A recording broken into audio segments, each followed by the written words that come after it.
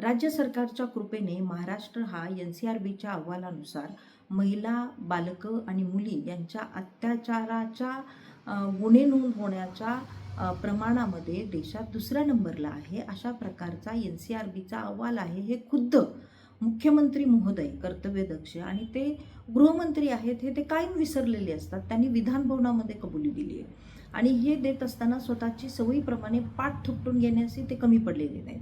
त्यांनी त्याला कारण असं जोडलंय की 2012 नंतर म्हणजे त्यांची सत्ता आल्यानंतर हे गुन्हे नोंदवण्याचं जे प्रमाण आहे ते वाढत चालल्यामुळे NCRBचा हा रिपोर्ट आहे. म्हणजे त्यांना इन शॉर्ट असं म्हणायचं आहे की महाविकास आघाडीच्या सरकारच्या काळामध्ये महिला आणि मुलींच्या अत्याचाराच्या विरोधात गुन्हेच नोंद होत नव्हते आणि ते आता व्हायला लागले.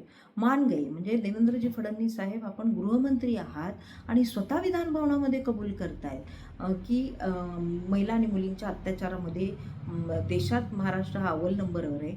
हे सांगताना तुम्हाला तुमचं म्हणजे इतका तुम्हाला अभिमान वाटत होता की आमच्या काळात गुन्हे नोंद होत आहेत.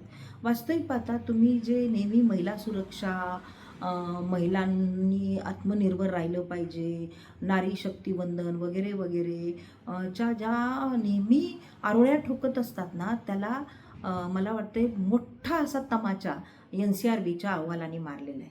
परंतु तुम्हाला म्हणजे काय असतं ना, गिरे तो भी टांग ऊपर, अशा प्रकारचं तुमचं सरकार आहे आणि त्यामुळे तुमचा सर्वाधिक वेळ पक्ष फोडणे, भ्रष्टाचार करणे, अवैध दारू या राज्यात वाढत चालली आहे, ड्रग्जचं प्रमाण वाढत चाललेलं आहे, महिला आणि मुलींचे अत्याचार दिवसाढवळ्या महिला आणि मुलींवर अत्याचार होऊन त्यांना मारून टाकलं जात आहे.